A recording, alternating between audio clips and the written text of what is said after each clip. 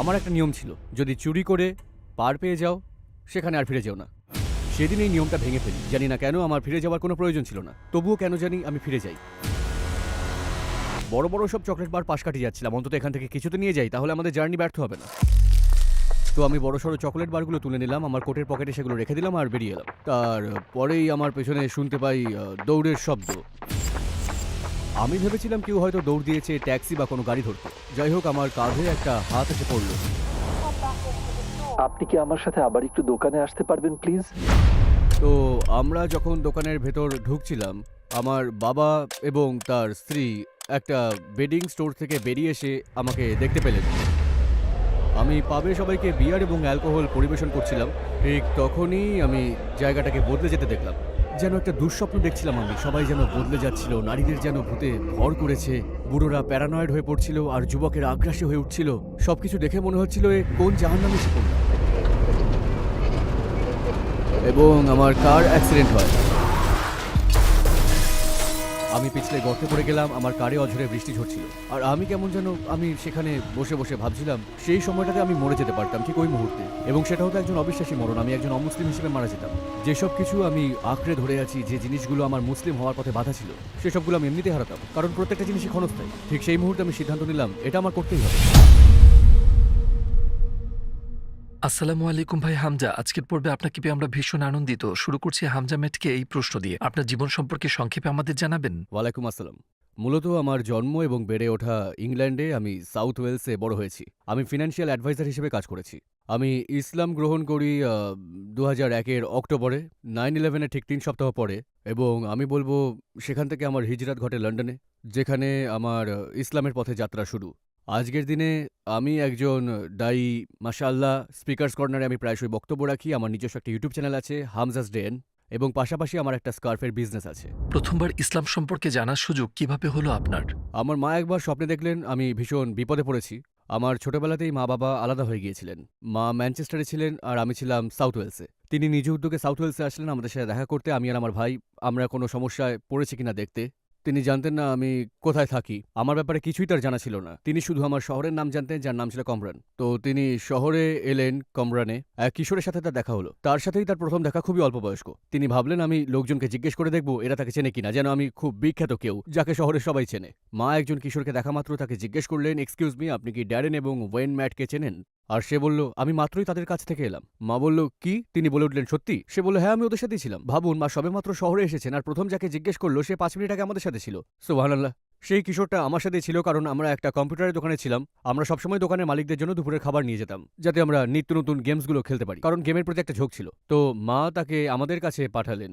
আমার আর আমার ভাইয়ের মনে ভীষণ কৌতূহল কাজ করছিল আমার মা ওয়েলসে কি করছেন। বছরের পর বছর দেখা হয়নি। যখন দেখা হলো জিজ্ঞেস করলো কোনো সমস্যায় পড়েছে কিনা। তো আমরা বললাম না। তিনি বললেন আমি একটা স্বপ্ন দেখেছি যে তোমরা ঝামেলায় পড়েছো।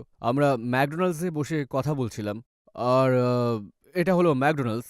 এবং ও তাহলে তোমরা কোনো ঝামেলায় পড়োনি? আমি বললাম না, আমরা ঝামেলায় পড়িনি। এর পর মা বললেন ঠিক আছে। মা ফোন নাম্বার দিলেন, পকেটে রাখলাম। আর এর ঠিক ২ সপ্তাহ পরে একটা ঝামেলায় পড়লাম। সত্যি বলতে আমি খানিকটা বকে গিয়েছিলাম। খানিকটা চুরির অভ্যাস তৈরি হয়েছিল। আমি সেইন্সবারি যেতাম এবং চুরি করতাম। আমার একটা নিয়ম ছিল, যদি চুরি করে ধরা না পড়ো তাহলে সেম দোকানে আবার ফিরে যেও না। কেন? কারণ প্রথমবার হয়তো তাদের সন্দেহ হবে, কিন্তু তারা ঠিক নিশ্চিত হতে পারবে না।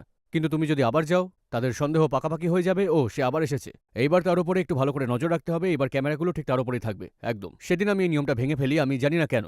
আমি বেরিয়ে এলাম, যেটা চাইছিলাম সেটা পেয়ে গেছি। একটা জেলের কৌটো যেটা চুলে লাগাতে পারবো, আর একটা ব্রাশ। ঠিক আছে, ফেরত যাবার দরকারই ছিল না। আমার টাকা দরকার ছিল না, কোনো কিছুরই না। কিন্তু কোনো এক অজানা কারণে আমি ফিরে গেলাম। মনে হচ্ছিল কেউ যেন আমাকে দেখছে। তো আমি এক গলি থেকে আরেক গলি ঘুরছিলাম। সত্যি কথা বলবো, বেরোতে যাচ্ছিলাম, তখন সেই স্টোরটা ছেড়ে বেরিয়ে যাচ্ছিলাম। আমি ভাবলাম ও এগুলো নিয়েই ফেলি, একেবারে একেবারে কোনো কারণ ছাড়াই।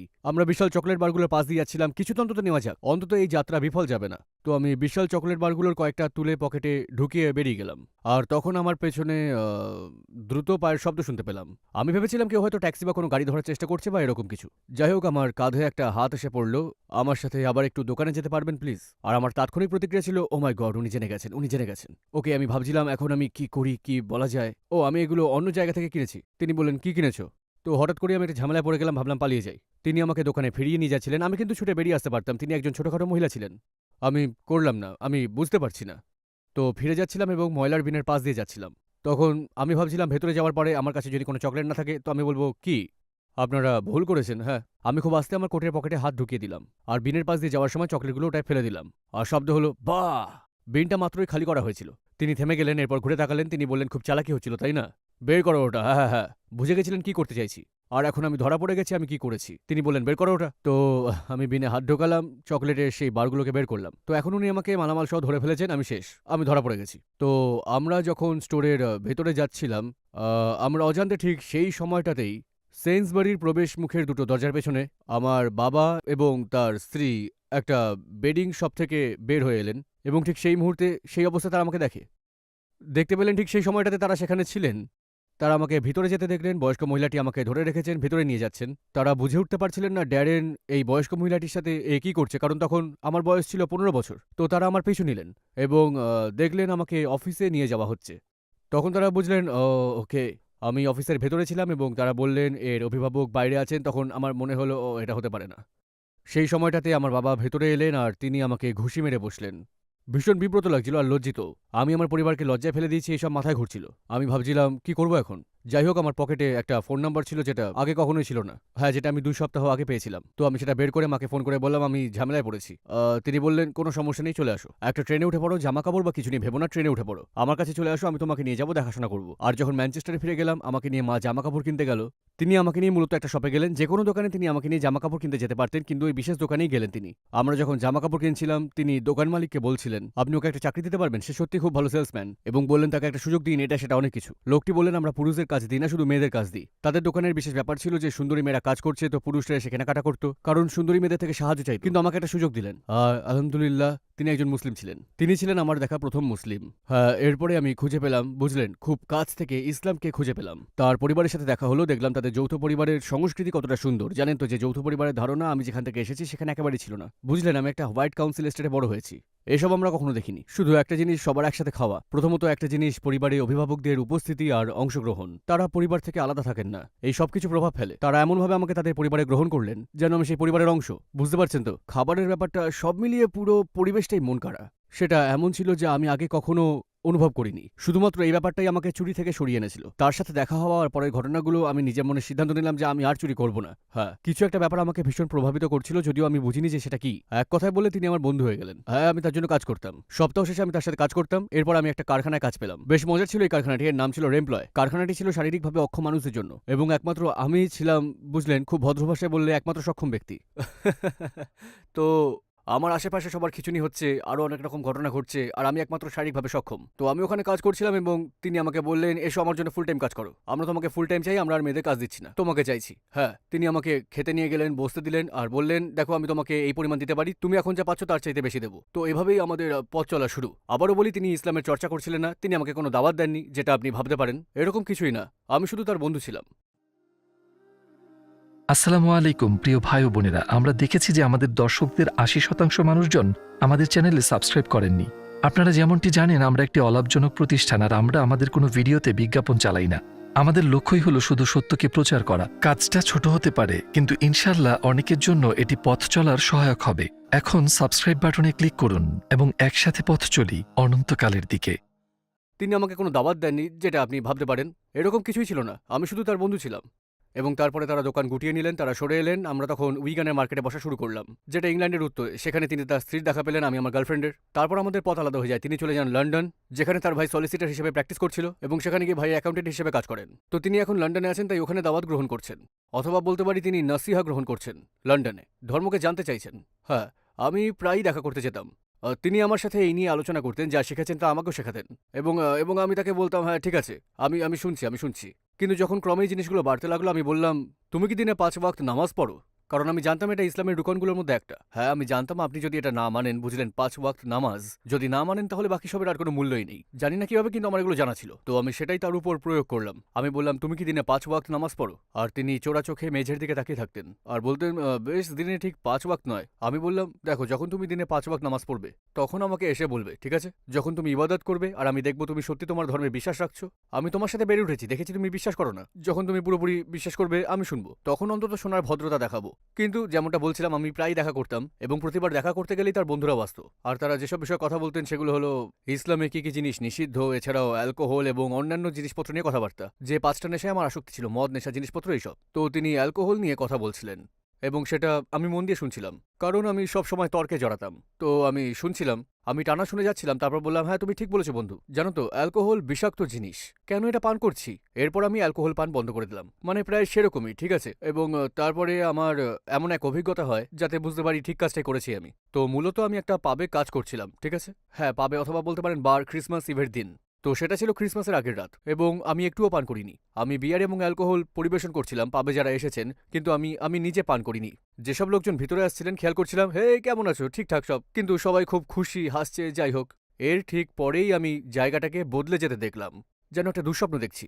সবাই কেমন যেন বদলে যাচ্ছিল, মেয়েদের যেন ভূতে ভর করেছে, বুড়োরা যেন উত্তেজিত হয়ে পড়ছে, আর পুরুষেরা আগ্রাসী হয়ে উঠছে। আমি দেখছিলাম আর ভাবছিলাম এই কোন নরকে এসে পড়লাম। হ্যাঁ যাই হোক, আমি অ্যালকোহল পান বন্ধ করে দিয়েছিলাম। তো এটা ছিল আমার উপরে ইসলামের প্রভাব। পরোক্ষভাবে এমন নয় আমি মুসলিম হয়ে গেছিলাম। তো এই সব কিছু ঘটছিল এবং আমি সাউথ ওয়েলসে ফিরে গেলাম, যেখানে আমি বেড়ে উঠেছি। সেখানে আমি আমার প্রেমিকার সাথে থাকি, এছাড়া আমার 2 মেয়ে আছে। তাদের বয়স ছিল 3 এবং 4 বছর যখন সবকিছু বদলে যেতে শুরু করে। তো মূলত আমি একটা ফিন্যান্স কোম্পানি শুরু করলাম। বলতে গেলে আমরা ব্রোকারি করতাম। তো আমরা মূলত, আপনি যদি একটা সমস্যায় পড়েন, আপনার বাড়ি দখল হয়ে যাচ্ছে, আপনি লোন নিতে পারছেন না কারণ আপনার ক্রেডিট রেটিং এর অবস্থা ভালো নয়, অথবা প্রমাণ করতে পারছেন না আপনার উপার্জন কত, আমার কোম্পানি এসবের সমাধান করতে পারে। এই কাজে ভীষণ দক্ষ হয়ে গেছিলাম। সত্যি বলতে আমি কারো যদি বাড়ি দখল করার অবস্থায় সেই দখল রদ করতে পারতাম, তারপর তাদের সেই সম্পত্তিকে বন্ধক দিতে পারতাম, আমি তাদের পকেটে কিছু বেশি টাকা এনে দিতে পারতাম এক্সট্রা, এবং তারা যে কিস্তি দিচ্ছিল তার চেয়ে সস্তায়। তো আমার কাজে আমি দক্ষ হয়ে উঠেছিলাম, সবকিছু ভালো চলছিল। তারপর আমার অজান্তেই, জানি না কিভাবে এটা হলো, আমি বেশ কিছু আমেরিকান ব্যবসায়ীর সাথে কথা বলছিলাম এবং সেই আমেরিকান ব্যবসায়ীর হাতে 100 মিলিয়ন ছিল ইউকেতে কার ফিন্যান্সে বিনিয়োগ করার মতো। তো তারা কার ফিন্যান্স দাঁড় করাতে চাইছিলেন, আমার কোম্পানিকে মাস্টার ব্রোকার হিসেবে ব্যবহার করতে চাইছিলেন ইউকেতে গোড়াপত্তন করতে, ঠিক আছে। তো আমরা ভাবছিলাম বেশ ভালোই লাগছে, ভালোই মনে হচ্ছে। তো আমি আমার বাবাকে বললাম, দেখুন আমি একটা সুযোগ পেয়েছি, আমার মনে হচ্ছে এই সুযোগে আমরা মিলিয়নিয়ার হতে পারবো। হ্যাঁ, এবং তারপরে আমার লন্ডনে যাওয়ার কথা, আমি তাদের সাথে অ্যাপয়েন্টমেন্ট করে নিয়েছিলাম 2001-এর সেপ্টেম্বরের 13 তারিখ। লন্ডনে আমার 1 সপ্তাহ থাকার কথা। সেখানে আমি জুয়ার সঞ্চালকদের কাছে যেতাম, কারণ জুয়াতেও জড়িয়ে পড়েছিলাম। মিটিংয়ে দারুণ পারফর্ম করব। মিটিংটা বুক হয়েছিল গ্রসভেনর হোটেলে সেপ্টেম্বরের 13 তারিখ, ইউএস দূতাবাসের বিপরীতে। ভাবলাম যাবো, গিয়ে ফাটাফাটি মিটিং করব, কারণ আমি আমার কাছে আত্মবিশ্বাসী ছিলাম। এইটুকুই। তো আমার বাবা ভীষণ খুশি। আমি লন্ডনে পৌঁছালাম, এরপর আমার বন্ধুদের সাথে দেখা করলাম। এরপর সেপ্টেম্বরের 11 তারিখ আমি তার অফিসে বসে আছি, তার সলিসিটারের প্র্যাকটিস, তার ভাইয়ের সলিসিটারের প্র্যাকটিস। তখনই আমরা শুনলাম কি ঘটেছে। আমরা শুনলাম দুটো প্লেন টুইন টাওয়ারে আঘাত করেছে। এরপর আমরা বুঝতে পারলাম যা ঘটেছে সেটা কতটা ভয়াবহ। আর সেই ব্যবসায়ী মিটিং ক্যান্সেল করে দিলেন, যেটা কিনা 2 দিন পরে হওয়ার কথা ছিল। তারা ফিরে গেলেন। পরের সপ্তাহে আবার মিটিংয়ের সময় ঠিক করা হলো। সেই সপ্তাহে আমি দাওয়াত পেলাম অমুসলিমদের কাছ থেকে। আমি পেলাম, হ্যাঁ, আমি সাউথ ওয়েলসে ফিরে গেলাম, যেটা একেবারে হোয়াইট কাউন্সিল এরিয়া ছিল, ঠিক আছে। এবং আমি পাবে বসে আছি, কিছু পান করিনি, শুধু পাবে আছি। আর লোকজন বলাবলি করছিল, ও মুসলিমেরা এমন, ইসলাম হচ্ছে এমন। আমি সেখানে বসে শুনছি আর ভাবছি, না না না। তারা বলল, কি বলতে চাইছো তুমি? বললাম, মুসলিম বন্ধু আছে, আর তোমরা যা বলছো আমি সেগুলো দেখিনি। আমার কখনো মনে হয়নি তারা কাউকে সেভাবে ঘৃণা করে। তাদের ভেতর সবসময় ভালো জিনিসই দেখেছি। এরপর তারা বলল, আচ্ছা বেশ, তুমি কি মুসলিম ছিলে? বললাম, জানো তো মুসলিম নই আমি। তাহলে হয়ে যাচ্ছ কেন? আমি জানি না কেন কেন এখনো মুসলিম হইনি, যেখানে বিশ্বাস করি যে এটা সত্যি। কারণ ইউসুফ কারাদাওয়ির একটা বই পড়ছিলাম, the halal haram, the lawful and prohibited in Islam. এটা এমন একটা সময় ছিল যখন আমি অনুভব করলাম ইসলাম কতটা প্র্যাকটিক্যাল। এটা খ্রিস্টিয়ানিটির মতো কোনো অবাস্তব ধর্ম নয়, বা অন্য কিছুর মতো, বা বুদ্ধিজম বা এই ধরনের ধারণাগুলোর মতো এগুলো পরবর্তীতে গিয়ে ঘটবে। এটা ছিল মূলত, এগুলো এখন আপনাকে সাহায্য করবে, বুঝতে পারছেন? এটা আপনাকে, আপনার পরিবারকে সাহায্য করবে। এবং আমি যখন আমার বন্ধুকে জিজ্ঞেস করলাম এটা কি, তখন সে বলল, ও এটা ইসলাম, এটা তুমি তো জানোই, এই বইটা পড়তে পারো, ইউসুফ কারাদাই, কুরআন, হাদিস এবং আরো অনেক কিছু। তো যাই হোক, আমি এখনো আমার পুরনো ভাবনাতেই ছিলাম। আমি তাকে বললাম, এখন কি তুমি 5 ওয়াক্ত নামাজ পড়ছো? সে বলল, হ্যাঁ হ্যাঁ, আমরা সবাই পড়ছি। এমনকি তার গার্লফ্রেন্ড বা তার স্ত্রী যার সাথে বিয়ে হয়েছে, এমনকি সেও নামাজ পড়ছিল এবং হিজাব পড়ছিল এবং আরো অনেক কিছু, যেগুলো দেখে আমি সত্যি অবাক হয়ে গেছিলাম। আমার উপর এর একটা ব্যাপক প্রভাব পড়ে। বললাম, তুমি এখনো নামাজ পড়ছো? তো এখন আমার তার কথা শুনতেই হতো। জানিনি তো, আমি ওয়াদা করেছিলাম তার কথা আমি শুনবো। তো আমি শুনলাম এবং স্বীকার করলাম ইসলামই সত্যি। আমি সত্যি বিশ্বাস করি আমাদের 3 ধরনের ফিতরাত রয়েছে। একটা আমাদের মগজে, আমাদের মাথায়, আমাদের বুদ্ধিমত্তায়, আরেকটা আমাদের হৃদয়ে, হ্যাঁ, আরেকটা আমাদের নাফসে। এবং আপনি যদি সম্পূর্ণভাবে ইসলামকে কবুল করতে চান এই তিনটির সমন্বয় ঘটতে হবে। বুদ্ধিভিত্তিকভাবে আপনাকে নিশ্চিত হতে হবে যে ইসলামই সত্যি। জানেন তো, হতেই হবে এমনটা নয়। আপনি মুসলিমদের ভালোবাসতে পারেন, আপনি একটা কিছুর সাথে যুক্ত হতে চান, তার অংশ হতে চান, কোনো সমস্যা নেই। কিন্তু আপনাকে সাথে পাশাপাশি এটাও মাথায় রাখতে হবে যে কেন এটা সত্যি। না হয় মানুষ আপনাকে প্রশ্ন করতে শুরু করবে, বা কোনো বাজে মুসলিমের সাথে দেখা হলে ভাবলেন মুসলিম ভালো নয়, বুঝলেন? তো আমি বুদ্ধিবৃত্তিকভাবে নিশ্চিত ছিলাম যে ইসলাম সত্যি। কিন্তু এরপর কি করবেন? তো সেই মিটিং সপ্তাহব্যাপী নির্ধারিত ছিল। সেটা প্রথম সপ্তাহের কথা। তার পরের সপ্তাহে আমি লন্ডনে ফিরে গেলাম এবং সে আমেরিকান ব্যবসায়ীর সাথে দেখা করলাম এবং আমি হোটেলে বসেছিলাম। সেই দুজন আমার সাথে এলোমেলো কথাবার্তা বলছিল। আমি সেখানে বসে ভাবছিলাম, আমি যদি মুসলিম হই এসবের কোনো মানে থাকবে না। আমি এই ব্যবসা করতে পারবো না তখন। আমি এটা করতে পারবো না। ফাইন্যান্স? ইয়েস, কার ফিন্যান্স। হ্যাঁ, তো ভাবছিলাম এটা আমি করতে পারবো না। আমার অন্য ব্যবসাগুলোও চালাতে পারবো না। এই বিজনেস শুরু করার কথা ভুলেই যাও। তো আমি একরকম ডিলটা ভেঙেই দিলাম। ভাবছিলাম, হ্যাঁ ঠিক আছে বন্ধু, ঠিক আছে। তো আমি সাউথ ওয়েলসে ফিরে গেলাম। আমার বাবা প্রশ্ন করলেন কি হয়েছে, আমি বললাম কিছু না। তিনি বললেন কেন, আমি বললাম মনে হয় মুসলিম হতে যাচ্ছি। হ্যাঁ, কিন্তু আমার মন বলছিল না, মনটা এখনো রেডি না। আরও কিছু জিনিস ছাড়তে পারছিলাম না, এটাই ছিল আসল ব্যাপার। আমি যদি মুসলিম হই আমি সেই সব ঠুনকো মুসলিমদের মতো হব না। আমি যদি মুসলিম হই ইসলামকে ধারণ করব, ইসলামকে মেনে চলবো, আর এতে আমি সবকিছুই হারাবো। এতে আমি সত্যি সবকিছু হারাবো। আমার সঙ্গিনী, সে আমাকে মুসলিম হিসেবে কখনোই গ্রহণ করবে না। যদিও সে আমার মতো একই দাওয়াত পেয়েছে, কিন্তু সে কখনোই একজন মুসলিম হিসেবে আমার সাথে দাম্পত্য মেনে নেবে না, এবং বাচ্চাদের মুসলিম হিসেবে বেড়ে ওঠা কেউ না, কখনো মেনে নেবে না। তো আমি জানতাম আমি এটা হারাতে চলেছি। আমি আমার ফিন্যান্স বিজনেসটাও আর চালিয়ে যেতে পারবো না, সেটাও হারাতে চলেছি। যদি সেটা হারাই আমি আমার বাবাকেও হারাবো, কারণ তিনি আমার বিজনেস পার্টনার। আমি তার মন এবং স্বপ্ন ভেঙে ফেলবো, তাকেও আমি হারাবো। জুয়ার অভ্যেসটাকে উপভোগ করতাম, সেটাও হারাবো। আমি এগুলো ছেড়ে দিতে চাইনি। তো মূলত আমি বাধা দিচ্ছিলাম। আমি ইসলামকে বাধা দিচ্ছিলাম, ইন্টেলেকচুয়ালি না। মানে আপনি এসে আমাকে এমন বিশেষ কিছু বলতে পারবেন না যে শোনো, আসো, বসো, ঠিক এই কারণেই ইসলাম সত্যি। আমি বলবো ঠিক আছে, আমি জানি ইসলাম সত্যি, আমি জানি সেটা, এসব সত্যি, আমি বিশ্বাস করি সত্যি। আমি শুধু গ্রহণ করতে তৈরি না, কারণ এখন যে জিনিসগুলো আমার আছে সেগুলোকে ছাড়তে তৈরি না। আমি তৈরি না, কারণ আমি যদি এমনটা করি সবকিছুই হারাবো। কারণ আমি আমার প্রেমিকার সাথে থাকতাম, আমি আমার থাকার জায়গাটাও হারাতাম। আমার বাবা এবং ব্যবসা, আমাকে সেই সব জিনিসও ত্যাগ করতে হতো, কোনো উপার্জনই থাকতো না। আর তখনই আমি আমার বন্ধুকে আমার দুশ্চিন্তাগুলো জানালাম, কারণ সে জিজ্ঞেস করছিল তুমি ইসলাম গ্রহণ করছো না কেন, যখন জানো সত্যি। ঠিক আছে, তুমি জানো সবকিছু ক্ষণস্থায়ী, কেন তুমি ইসলাম গ্রহণ করছো না? আমার কোনো উপার্জন নেই, আমি এমন একটা জায়গায় থাকবো যেখানে কোনো মুসলিম নেই, আমার কোনো বন্ধুবান্ধব থাকবে না, কোনো উপার্জন থাকবে না, আমার আমার কিছুই থাকবে না। আমি বললাম আমি কিভাবে, আমি নিজেকে রাস্তা নামাতে পারি না। সে বলল না, যদি এই সব কিছু তোমাকে বাধা দিয়ে থাকে, চিন্তা করো না, আমরা আছি পাশে, তুমি এসে আমার সাথে থাকো। তুমি লন্ডনে চলে আসতে পারো, আমার বাড়িতে একটা রুম দিয়ে দেবো, তুমি সেখানেই থাকো, কোনো সমস্যা নেই, কোনো ভাড়া দিতে হবে না, শুধু আমার সাথে থাকো। এবং তার ভাই বলল তোমাকে একটা চাকরি দিতে পারি যদি তোমার উপার্জনের চিন্তা থাকে। উপার্জন না থাকা নিয়ে চিন্তা করো না, আমি তোমাকে চাকরি দেবো, আমার জন্য কাজ করবে, এই সলিসিটার প্র্যাকটিসে অফিস ম্যানেজার হিসেবে এসো। তো তারা আমার সমস্যাগুলোর সমাধান দিয়ে দিল। এরপর আমার একটা কার অ্যাক্সিডেন্ট হলো। সৌভাগ্যক্রমে আলহামদুলিল্লাহ তেমন কিছু হয়নি, কিন্তু আমি পিছলে গর্তে পড়ে যাই। আমার গাড়িতে বৃষ্টি পড়তে থাকে এবং আমি সেখানে বসে নিজের মনে ভাবছিলাম তখন মারা যেতে পারতাম, ঠিক সেই মুহূর্তে মরতে পারতাম। একজন অবিশ্বাসী হয়ে আমার মৃত্যু হতো, একজন অমুসলিম হয়ে মারা যেতাম। যেসব জিনিস আমি আঁকড়ে ধরতে চাইছিলাম, যে জিনিসগুলো আমাকে মুসলিম হতে দিচ্ছিল না, সেগুলো এমনিই হারিয়ে যেত। সবকিছুই ক্ষণস্থায়ী। তো সেটাই ছিল সেই মুহূর্ত। তখনই উপলব্ধি করি, ঠিক সেই মুহূর্তে ঠিক করলাম এবার আমি এটা করবই। তো আমার মন তৈরি ছিল। আমার প্রেমিকার কাছে গেলাম এবং তাকে জানালাম কি চলছে। সে আমাকে বলল আমি তোমার সাথে থাকতে চাই না।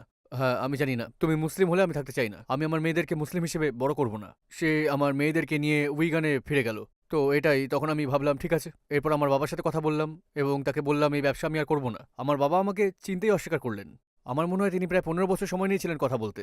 তো এটাই, আমি লন্ডনে চলে আসি এবং সেটাই আমার হিজরা ছিল। তো এইসব যখন ঘটলো আপনার কেমন লেগেছে? আপনার গার্লফ্রেন্ডের ব্যাপারে, আপনার বাবার ব্যাপারে? সত্যি কথা বলতে আমার গার্লফ্রেন্ডের ব্যাপারে আমার মেয়েদের জন্য আমার সবচেয়ে বেশি খারাপ লেগেছে, কারণ আমি ভীষণ কেঁদেছিলাম। এমন করে আমি জীবনে কখনো কাঁদিনি যেমনটা তাদের বিদায় দেওয়ার সময় কেঁদেছি, কারণ জানতাম আর দেখা পাবো না। কিন্তু জানতাম আমি একটা নতুন জীবন শুরু করতে যাচ্ছি এবং সেখানে এমন কিছু মূল্যবোধ থাকবে যেগুলো তাদের মা কখনোই মেনে নেবে না। আমি লন্ডনে চলে যাব, যেটা সাউথ ওয়েলস থেকে প্রায় 3 ঘন্টা দূরে, এবং আমি একদম শূন্য থেকে শুরু করব। আমি আমার জীবন আবার শুরু করব। তো এসব কিছু আমার জন্য খুব সহজ ছিল না, তাই আমি সময় নিচ্ছিলাম। যদিও আমি বিশ্বাস করতাম ইসলাম সত্যি, তবুও আমি ইসলাম গ্রহণ করতে সময় নিচ্ছিলাম, কারণ এই জিনিসগুলোকে আঁকড়ে রাখতে চাইছিলাম। এটা আমাকে ভেঙে চুরে দিয়েছিল। এমনকি যখন আমার বাবাকে বললাম, দেখেছি তার মন ভাঙছে যখন আমি তাকে এসব বলছিলাম। তিনি বললেন তুমি 6 সপ্তাহ অপেক্ষা করতে পারো না? আমি বললাম বাবা, আমি আর একটা সেকেন্ড অপেক্ষা করতে পারবো না। বললাম যথেষ্ট হয়েছে। বললাম দেখুন, আমরা সব প্রস্তুতি মোটামুটি নিয়ে নিয়েছি, ব্যাংকের মাধ্যমে সব টাকা পৌঁছে যাবে। যতগুলো ডিল আমি করেছি তারা আমার ব্যবসার যাবতীয় ঋণ শোধ করে দেবে, আপনাকে ঋণে ডুবতে হবে না। কিন্তু আমি আর পারছি না। তিনি বললেন বেরিয়ে যাও। তো আমি বেরিয়ে গেলাম, আমার কারটা নিয়ে লন্ডনে চলে এলাম। তো এটাই ছিল, এমন না যে আপনাকে যদি প্রেমিকার ব্যাপারে সত্যি বলি, না আমি একা হয়ে পড়িনি। একাকিত্ব আমার সমস্যা নয়, আমি আমার মতো করেই বাঁচতে জানি। তো আমি কি আপনাকে মোটা দাগে একটা প্রশ্ন করতে পারি, আল্লাহ কি করে এই মানুষগুলোর জায়গা নিলেন? এটা ইসলামের একটা পরীক্ষা। কারণ আমি শুনেছি ইসলামে আল্লাহ বলেছেন যা কিছু তুমি আমার জন্য ত্যাগ করবে সেসব কিছু আমি আরো ভালো কিছু দিয়ে বদলে দেব। তো আমি সেটা দেখেছি।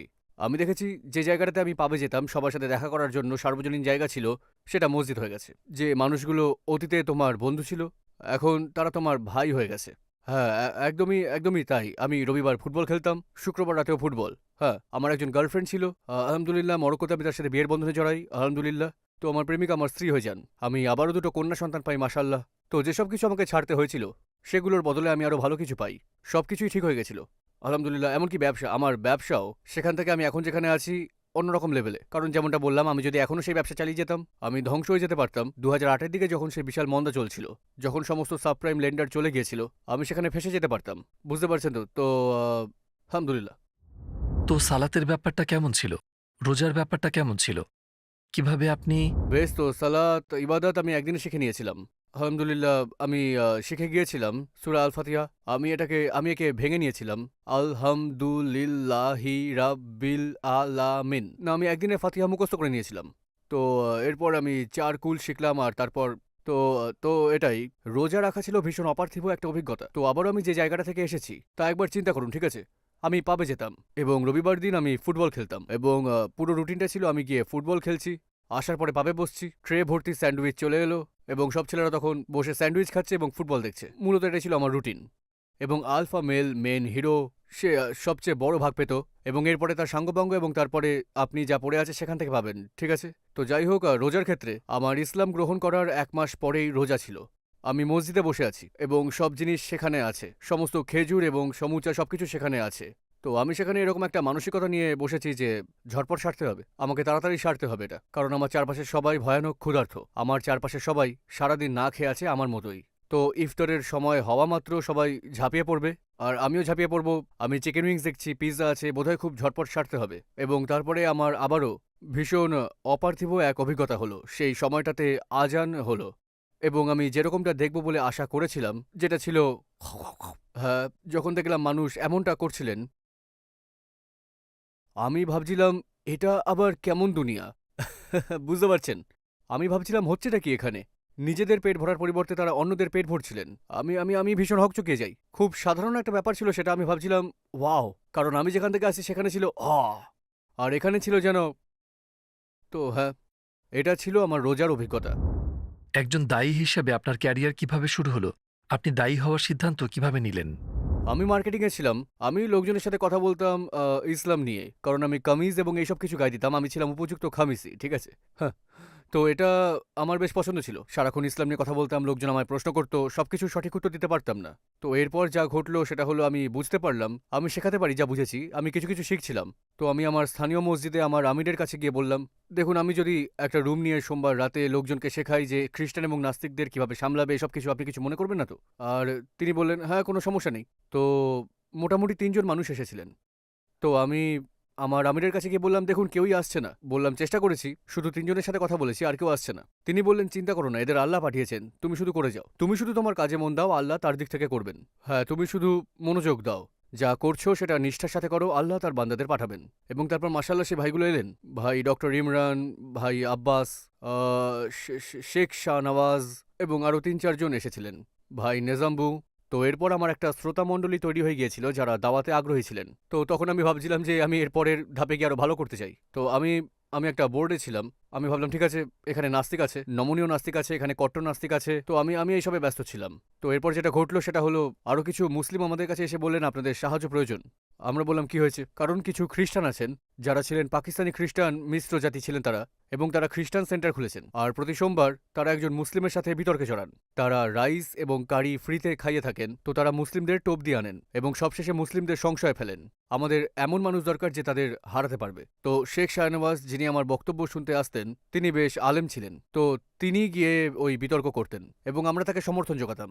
বক্তব্য শেষে প্রশ্ন উত্তরে তাকে সাহায্য করতাম এইসব। বেশ খানিকটা সময় এভাবে চালাচ্ছিলাম। তারপর আমরা ইএফ দাওয়া প্রতিষ্ঠা করি, সেখান থেকেই এর উৎপত্তি। তো এরপর কি আমরা সিদ্ধান্ত নিই স্পিকার্স কর্নার নিয়ে এগোনোর। স্পিকার্স কর্নারে আপনার সবচেয়ে আবেগঘন মুহূর্ত কোনটি ছিল? আমি ভয়ানক রেগে গিয়েছিলাম এবং একজনকে প্রায় ঘুষি দিতে বসেছিলাম। তো মূলত আমি এক খ্রিস্টান মহিলাকে তর্কে হারাচ্ছিলাম। সেই লোক তার প্রতি আকৃষ্ট ছিলেন। তিনি সেই মহিলাকে শেখানোর চেষ্টা করছিলেন। সেই ব্যক্তি খুবই আবোল তাবোল বকছিলেন। আমি বললাম, এই লোকের কথা শোনা বন্ধ করুন। কিন্তু তখন সে ঝুঁকে এসে আমার কানের ভেতর চিৎকার করলো। তো তখনই আমি তার হাত থেকে মুক্তি পেতে চাইছিলাম। তো সেটাই ছিল সবচেয়ে আপনি বলতে পারেন আবেগঘন। কারণ আমি বাস্তবিকভাবে আবেগে জড়াই না। একটা কথা আছে, এটা আমি ব্রুসলির কাছ থেকে ধার নিয়েছি, খানিকটা পাল্টে নিয়েছি। ঠিক আছে, এটা আমার মোটো এবং আমি সব মুসলিমদের অনুরোধ করব তাদের জীবনেও এটা গ্রহণ করতে। কখনো, আবারও বলছি, কখনো লোকে আপনাকে যা বলছে সেটার আবেগী প্রতিক্রিয়া দেখাবেন না, কারণ তখন তারা বুঝে যাবে যে তারা আপনাকে তাদের কথা দিয়েই নিয়ন্ত্রণ করতে পারে। হ্যাঁ, কারণ যখনই কেউ একজন বুঝতে পারবে যে আপনি ঠিক কী ধরনের আচরণ করবেন তার কোনো একটা কথায়, তারা নিয়ন্ত্রণ করবে। কারো হাতে এই ক্ষমতা তুলে দেবেন না। তো আমি স্পিকার্স কর্নারে ছিলাম, আমি শুনেছি কত আজে বাজে কথা আমাকে বলা হচ্ছে। ওনাকে প্রতিক্রিয়া দেখানোর কারণ তিনি আমার কানের ভিতর চিৎকার করেছেন যে আমাকে অসুস্থ করে দেয়, কারণ সে আমার গায়ে এসে পড়েছিল, সেটা আমি সহ্য করব না। হ্যাঁ, বেশিরভাগ মানুষ যখন তারা স্পিকার্স কর্নারে আসে তারা যা কিছু শুনে এসেছে সেগুলোই উগড়াতে থাকে। তো সেই হাদিসটা তো শুনেছেন যেটা এক বেদুইন মসজিদে প্রস্রাব করেছিল। তো যখন রাসূল সাল্লাল্লাহু আলাইহি ওয়াসাল্লাম ইবাদত করছিলেন এবং সাহাবারাও সেখানে ছিলেন, বেদুইন মসজিদে ঢুকে প্রস্রাব শুরু করে। তো সাহাবারা চাইছিলেন তাকে ধরে পিটুনি দিতে, আর রাসূল সাল্লাল্লাহু আলাইহি ওয়াসাল্লাম কি করলেন, কি প্রতিক্রিয়া? তাকে ধরে রাখলেন এবং শেষ করতে দিলেন, তাকে মূত্রত্যাগ শেষ করতে দিলেন, কারণ এর বেশি তার জ্ঞান ছিল না, তাই না? তো স্পিকার্স কর্নারে যদি আপনার এই মানসিকতা থাকে, আপনি জানেন আপনাকে আক্রমণ করা লোকটা সত্যি অর্থ জানে না, তারা হয়তো ভাবছে যে ইসলাম এমন, তাদের মাথায় হয়তো ইসলামের বিকৃত একটা চিত্র আছে যেটা তারা বিভিন্ন প্রোপাগান্ডায় শুনেছে বা হয়তো এমন কিছু, যাই হোক, এবং সেটার উপরে তাদের রাগ। তাদের রাগ ইসলামের উপরে নয়, কারণ তারা জানে না ইসলাম কি, তাই তারা সবচেয়ে বিশ্রী আক্রমণটা করতে পারে। তাদের জিজ্ঞাসা করুন কেন মনে করেন এমন। আমার সবচেয়ে প্রিয় জবাব হচ্ছে, কেন আপনি মনে করেন, কে আপনাকে বলেছে? এরপর তারা পুরো লাজবাব হয়ে যায়, বলে বেশ এরকমটাই কি বলে না। আমি তর্ক করতে যাব না, তুমি আমাকে বলবে কেন এগুলো বলছো এবং কেন এটা ভুল বা যাই হোক। তো এই প্রতিক্রিয়ায় তারা ভেঙে পড়তো, কেননা তারা চায় তাদের কথায় প্রতিক্রিয়া দেখান, আর আপনার প্রতিক্রিয়ায় তারা প্রতিক্রিয়া দেখাবে। কিন্তু যখন আপনি তাদের কথায় প্রতিক্রিয়া দেখান না, বরং তাদের দাঁত ভাঙা জবাব দেন, কেন আপনি এসব বলছেন, কি বোঝাতে চাইছেন বলে, তারা হকচকিয়ে যায়, কারণ এরকমটা আশা করেনি। তারা আবেগী প্রতিক্রিয়া দেখাতে চাইছিল, কারণ রাসূল সাল্লাল্লাহু আলাইহি ওয়াসাল্লামকে অপমান করলে যে কোনো মুসলিমই রেগে যান। আল্লাহ বা কোরআনকে অসম্মান করলে রেগে যাওয়ারই কথা। আপনি আমার উপর রাগ করছেন কেন? এরকমই একটা ব্যাপার। হ্যাঁ, তাই আলহামদুলিল্লাহ আমি আসলে সেই অর্থে আবেগে জড়াই না। তো আপনি ইউকেতে ইসলামের ভবিষ্যৎকে কিভাবে দেখেন? আপনার কি মনে হয় এটা বৃহত্তম ধর্ম হতে যাচ্ছে হ্যাঁ, ভবিষ্যতে? হ্যাঁ, 100%। মানুষ প্রতিদিন একে গ্রহণ করেছেন। প্রতিদিনই এখন বেশি করে মুসলিম লোকজনের চোখে পড়ছে এবং তারা আসলে সাংস্কৃতিক ইসলামকে দেখছেন না। এখন তারা সত্যিকারের ইসলামের মুখোমুখি হচ্ছেন। এমনকি সাংস্কৃতিক মুসলিমরা প্রকৃত মুসলিম হয়ে উঠছেন, কারণ তারা ইসলামের সাথে জুড়ে থাকা সংস্কৃতির বোঝা এবং প্রকৃত ইসলামের মধ্যেকার পার্থক্য বুঝতে পারছেন। আর এখন সোশ্যাল মিডিয়ার যুগ, এখন এটা হলো তথ্যের যুগ এবং এটাই ইসলামের সৌন্দর্য। আপনি এখন তথ্যগুলো বের করার সুযোগ পাবেন। যেমনটা আমি বললাম, অনেক শাহাদা যাদের আশেপাশে কোনো মুসলিম ছিল না, সত্যিকার অর্থে তারা জানেন তো ইসলামের সাথে তাদের একমাত্র যোগসূত্র অনলাইনের কারণে, অনলাইন কমিউনিটি। সাম্প্রতিক সময়ে যখনই আমি লাইভ স্ট্রিম করি একটা শাহাদা ঘটে। ব্যাপারটা এমন, শনিবার আমি একটা শাহাদা পড়িয়েছি, আর 2 মাস আগে মাশাআল্লাহ আর্জেন্টাইন এক বালিকা, সে আমাকে মেসেজ করেছিল, পরের দিন যোগাযোগ করি। গত শনিবার আমি তাকে শাহাদা পড়িয়েছি। এক সপ্তাহের মাঝে এক পুলিশ ভাই আমাকে মেসেজ করেছিল, তার সাথে যোগাযোগ করি, রবিবার আমি তাকে শাহাদা পড়াই। যখনই আমরা লাইভ স্ট্রিম করি মাশাআল্লাহ শাহাদা পড়াই। তো এটা আরো গ্রহণযোগ্য হয়ে এসেছে এবং এটা খুব চমৎকার যে মানুষগুলো মুসলিম হচ্ছেন তারা মুসলিম পরিবেশে ছিলেন না, তাদের কোনো মুসলিম বন্ধু নেই। তাদের বেশিরভাগই বলেন আমরা শুধু দেখছিলাম, আমরা ইউটিউব দেখেছি, আপনার ভিডিও দেখেছি, আপনার কথাগুলো বেশ যৌক্তিক লেগেছে। আর এটা খুবই চমৎকার, সুবহানাল্লাহ। এবং শহরগুলো বেড়ে উঠছে, আমাদের শিশুরা আসছে, আমরা বিয়ে এবং বাকি সবকিছুকে উৎসাহিত করে যাচ্ছি। যখন এখানকার সমাজ উল্টো পথে হাঁটছে, তারা ট্রান্সজেন্ডারিজমকে উৎসাহিত করছে এবং নন বাইনারি সহ আরও এইসব জিনিসগুলোকে, তারা পরিবারকে উৎসাহিত করছে না, তারা উল্টো পথে হাঁটছে। তো যেটা ঘটতে যাচ্ছে সেটা হলো সংখ্যায় হ্রাস পেতে যাচ্ছে, এটাই বাস্তবতা। আপনি সেই পথে চলতে পারেন না। আপনি যদি সন্তান না নেন, তাহলে কারা সন্তান নিচ্ছে? মুসলিমরা সন্তান নিচ্ছেন। তো কারা জায়গাটা নিতে যাচ্ছে? তো লন্ডনে মুসলিমরা সংখ্যাগরিষ্ঠ হবে, বার্মিংহাম, ম্যানচেস্টার, এই সব জায়গায় মুসলিমরা সংখ্যাগরিষ্ঠ হবে। হ্যাঁ, ইনশাআল্লাহ। তো সবশেষে আপনি যদি পৃথিবীর সমস্ত অমুসলিমদের কিছু বলার সুযোগ পান, আপনি 1 মিনিটে তাদের কি বলতে চাইবেন? আমি যদি সমস্ত অমুসলিমদের উদ্দেশ্যে বলি, প্রথমত আপনাকে কিসের দাওয়াত দেওয়া হচ্ছে সেটা জানুন। যখন কেউ ইসলাম নিয়ে বলছে, বোঝার চেষ্টা করুন কি বলছে। যে বিশ্বাসটা আপনি আঁকড়ে আছেন সে ব্যাপারে প্রশ্ন করুন, কেন বিশ্বাস করেন, এটা কি সত্যি? কেন বিশ্বাস করেন এটা সত্যি? আপনি কি, কারণ পরিষ্কারভাবে ভৌগোলিক অবস্থান সত্যের উৎস কখনো হতে পারে না। যদি দুটো ধর্মের সবকটাই একসাথে সত্যি না হয়, তো শুধুমাত্র আপনি কোথাও জন্মেছেন বলে এটা সত্যি হয়ে যায় না। তো আপনার ব্যক্তিগত বিশ্বাসকে প্রশ্ন করুন, কেন সেটা সত্যি। প্রশ্ন করুন সৃষ্টিকর্তা কি আছে, এটা আপনার প্রথম পদক্ষেপ। সৃষ্টিকর্তার অস্তিত্ব আছে নাকি নেই। সৃষ্টিকর্তার অস্তিত্ব না থাকলে ধর্ম নিয়ে চিন্তা করে লাভ নেই, কিন্তু তখন আপনাকে বুঝতে হবে কেন লোকে বলে সৃষ্টিকর্তার অস্তিত্ব আছে। কারণ লোকে আমাকে প্রশ্ন করে ঈশ্বরের অস্তিত্বের আপনার কাছে প্রমাণ কোথায়। আমি তাদের প্রশ্ন করি গ্র্যাভিটির অস্তিত্বের প্রমাণ কি। হ্যাঁ, আমি বলি আপনি কি গ্র্যাভিটি দেখতে পান, ধরতে পারেন, স্বাদ নিতে পারেন, গন্ধ পান? না। আপনি কি পারবেন এর প্রভাবগুলো পরীক্ষা নিরীক্ষা বা পরিমাপ করতে পারবেন? হ্যাঁ। এই ঘটনা আপনাকে কি বলে? আপনি কোনো কিছুর প্রভাবের উপর ভিত্তি করে তার অস্তিত্ব বিশ্বাস করেন। আমি কিন্তু আপনাকে একই কথা বলেছি, সৃষ্টিকর্তার প্রভাব দেখেই তার অস্তিত্বে বিশ্বাস করুন, যেটা হলো সমগ্র সৃষ্টি।